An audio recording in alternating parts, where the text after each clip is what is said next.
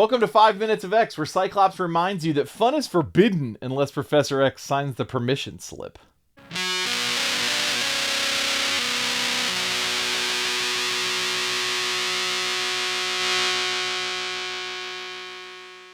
Welcome back to 5 Minutes of X. First up, we have X-Men number 19, which hit spinner racks on February 3rd, 1966. It was written by Stan Lee, but we get another new artist this issue with Werner Roth. I don't specifically know the story here, but Kirby won't pencil another X-Men issue until number 25 in August of 66. He is working at Marvel during this time. Tons of Thor, Avengers, Tales to Astonish. The dude may have just been too busy, but Werner is good, though. So for the first time in a while, we open our story in the Danger Room, where the X-Men are handily completing their tasks. A little goofing off leads to some mistakes, and Cyclops reminds the team to never have fun until the Professor appears and kicks off another page with the most amount of dialogue I think I've ever seen on a single page. I mean, look at this. Look at this. 38 dialogue bubbles in 7 panels. Wow. It's just amazing. Anyway, Professor X is sending the team on vacation again. Wait a minute. Have I done this before? This is exactly how issue 8 started. When they fought Eunice the Untouchable, the splash page, boop, boop. The setup for a goof, boop, boop. The payoff for said goof, boop, boop. Until a closing panel of the team getting led on vacation. Holy recycling, Batman! Okay, we cut to Hank and Bobby going to meet Zelda and a mystery woman for a double date. There's a meet cute with Hank and Vera, the librarian, where Hank acts a little bit like an ass, but seems to salvage it. Before the date can take place, though, some dude named Calvin Rankin threatens Hank for taking his girl. Vera doesn't like him, so Hank defends her, but this Calvin guy suddenly has Beast's powers and Iceman's powers. He gets away as a mob begins attacking him. On a rooftop, he realizes that while he can steal mutant powers, they wear off after a short time. But he does seem to not be as surprised that he can take the powers themselves. There's another interaction with Jean.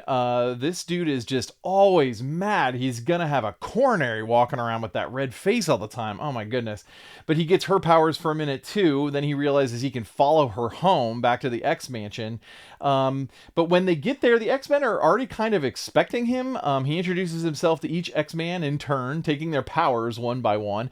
And while the X-Men defeat Calvin like totally easily, he takes off with Marvel Girl and heads to his secret lair in an abandoned mine. We see a quick backstory about how all this started. Calvin was playing with his dad's chemicals, as you do. He spilled them, as kids do, and now he can mimic physical and mental powers from those around him. My dad never had those chemicals.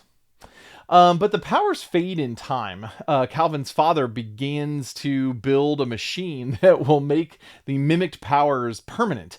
But there is an accident, killing his dad and burying the machine. Back in the present, Calvin is luring the X-Men into the mine so that he can blast out the machine using their powers. And then presumably use the machine and then keep them permanently. His plan works, and he is able to get in the machine and turn it on, but instead of becoming powerful, he passes out. Professor X mind collapse, and the X-Men plus Calvin make it to safety just in time.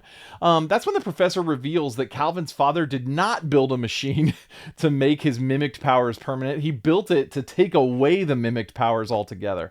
Professor X wipes Calvin's mind. Always with the mind wipe. Anyway, the X-Men head home. Okay, next up we have Avengers number 27, which was released February 10th, 1966. It was written by Stan Lee with art by Don Heck.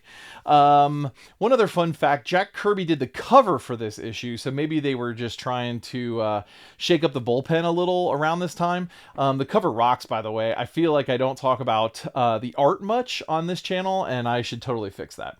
So anyway, this issue starts with Hawkeye on the chair, trying to remember the code to get his communiques. There is a brief fight with a villain called the Beetle, but it's a setup for a future story.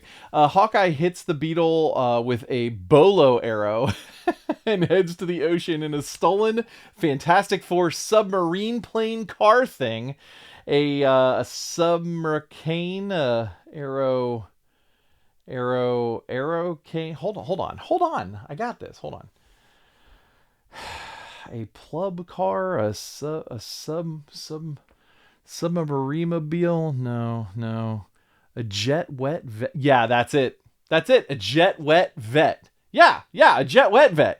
And that's what we're calling it. That's what we're talking about.